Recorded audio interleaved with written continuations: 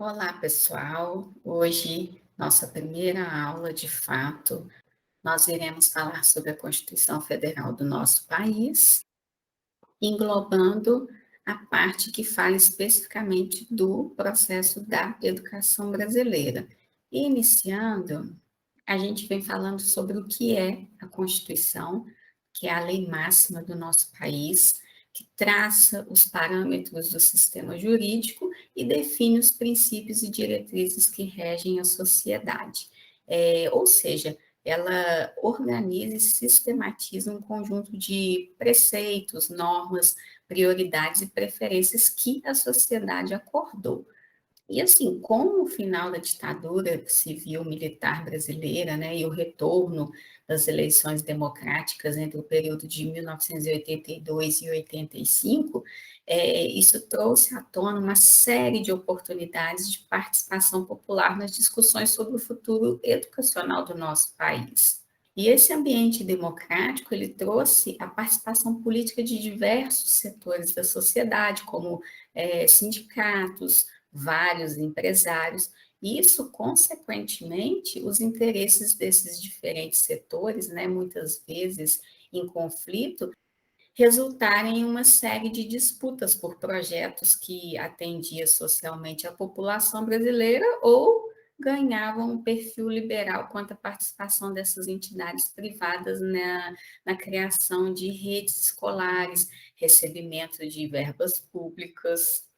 E o executivo federal, por sua vez, né, depois de um longo processo ditatorial de 20 anos, em que seu poder prevalecia sobre o legislativo e o judiciário, pareceu não intervir nessas discussões educacionais e deixou ali aberto esse campo para a atuação dos grupos políticos e entidades de classe representadas no legislativo.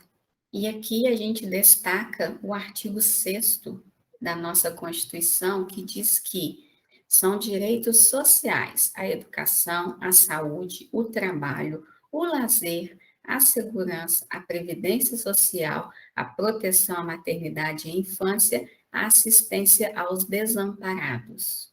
E a partir de agora, a gente já vai dar relevância para o capítulo 3 da Constituição, que trata da educação, da cultura e do desporto, e nós vamos priorizar os artigos de 205 a 214, que trata especificamente sobre educação. Eu vou deixar o link para vocês acessarem a Constituição e depois vocês façam a leitura na íntegra antes da avaliação, para vocês terem o conhecimento total desses artigos, ok? E aqui o artigo 205 da Constituição Federal da República Brasileira, de 1988, a educação, direito de todos e dever do Estado e da família, será promovida e incentivada com a colaboração da sociedade, visando ao pleno desenvolvimento da pessoa, seu preparo para o exercício da cidadania e sua qualificação para o trabalho. Portanto, a Constituição estabelece que a educação é um direito de todos, é um dever do Estado e da família, e a educação deve ser fomentada pela sociedade. E aqui eu venho falando sobre cada um, né? A educação é um direito de todos, né? O direito social à educação é dever do Estado, o Estado deve garantir a gratuidade desse ensino para toda a população, é dever da família, onde deve haver um incentivo do processo educativo pela família, bem como a cobrança do direito dos seus filhos.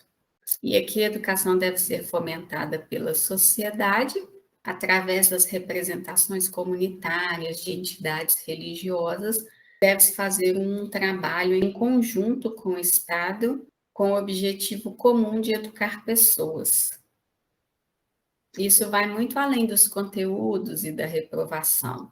É a construção dos conhecimentos significativos, que a gente sempre vem falando sobre isso. E agora eu vou dar uma pincelada aqui nos demais artigos. A gente começa aqui pelo 206, que fala sobre a qualidade da educação a ser ofertada, O 208 já fala da obrigatoriedade e gratuidade do ensino fundamental na idade própria. O artigo 210 já trata também de um assunto muito importante que a gente deve ficar muito atenta, é em relação à laicidade do Estado, porque nós não podemos desrespeitar os valores culturais, artísticos, regionais e de, de religiosidade de toda a sociedade. Essa semana eu tive uma situação numa avaliação em que uma professora novata escreve ao final da avaliação que façam uma boa avaliação, que Deus os abençoe. Só que Deus é para determinadas religiões. Nós temos Jeová, nós temos Javé, nós temos Oxalá, nós temos uma infinidade de representações.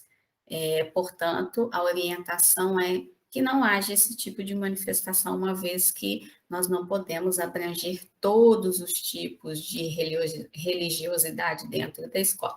Nós devemos respeitar. Portanto, dentro da escola, dentro do Estado laico, não deve haver esse tipo de, vamos dizer, favorecimento de uma religião à outra. A disciplina ensino religioso, ela não trata de uma disciplina, de uma religião específica. Ela trata dos conhecimentos, dos ensinamentos dentro desse aspecto, principalmente prezando o respeito a toda essa diversidade religiosa do nosso país.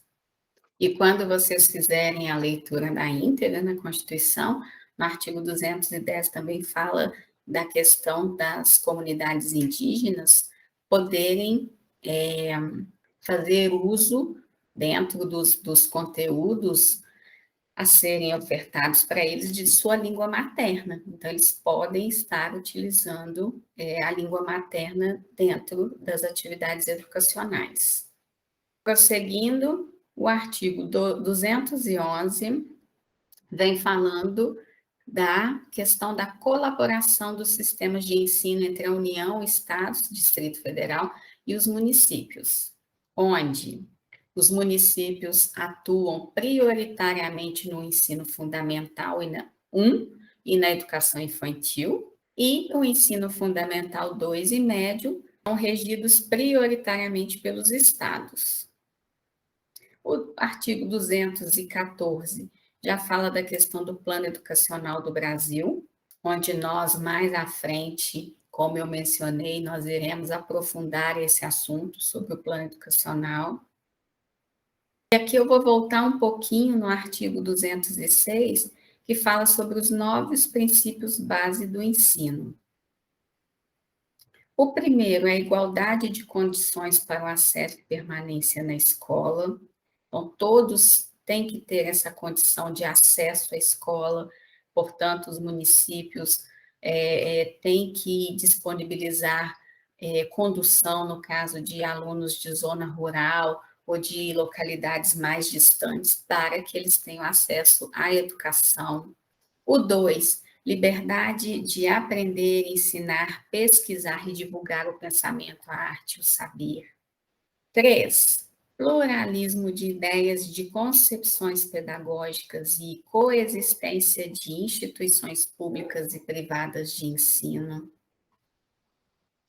O governo de Minas busca essa questão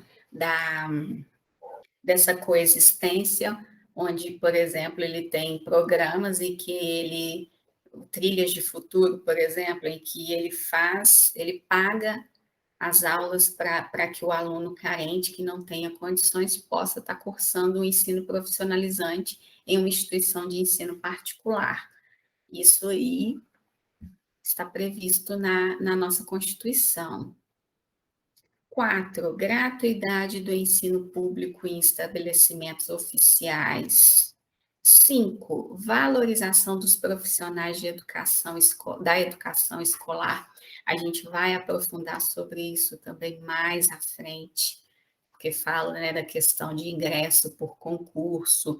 Isso é muito interessante, é muito importante, porque a questão dos contratos, isso acaba atrapalhando o desenvolver da escola, pois você fica esperando aquele profissional chegar, enquanto ele não chega, você tem que estar direcionando outro profissional para ir para a classe, fica bem desorganizado, vamos dizer assim. O sexto, a gestão democrática do ensino público. Sétimo, garantia de padrão de qualidade. Para medir essa qualidade, nós temos as avaliações estaduais e federais dos níveis, dependendo dos níveis de ensino. A gente já falou sobre elas, que são as avaliações de algumas séries específicas, alguns anos específicos.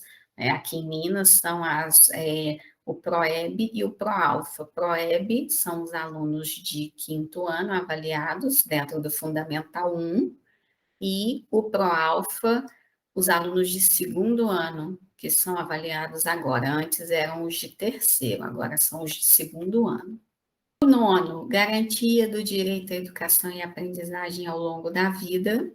E, concluindo aqui, eu venho falando no nosso material que a Constituição, não só a Constituição está preservando o acesso à educação, nós temos várias leis complementares, né, como a LDB, que a gente vai ver depois, e o Plano Nacional de Educação também, que a gente vai ver, o Estatuto da Criança, que a gente vai estar aprofundando. Então, para concluir, a promulgação da Constituição Federal de 1988, ela trouxe uma série de vitórias para os trabalhadores da educação.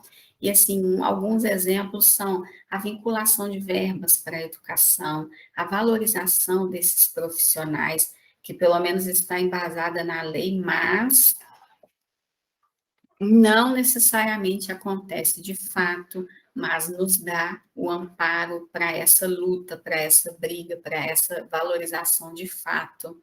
A ideia também da educação como um direito social, e principalmente a questão do artigo 214, que, em síntese, ele estabeleceu a criação do Plano Nacional de Educação, onde a União ela tem a função supletiva, ou seja, é a de realização subsidiária em frente à autonomia dos estados e municípios. E aí, eu quero destacar para vocês também que quando vocês acessarem a Constituição pelo link que eu vou deixar, vocês vão observar que vários artigos da Constituição são alterados por várias emendas constitucionais ao longo dos anos, né? Isso é para ter uma atualização desse documento, porque ele tem que ser adequado conforme as necessidades de toda uma sociedade, ok? Então, é isso a nossa aula. Qualquer dúvida, estou à disposição. E não esqueçam de fazer a leitura completa dos artigos. Um abraço e até a próxima aula.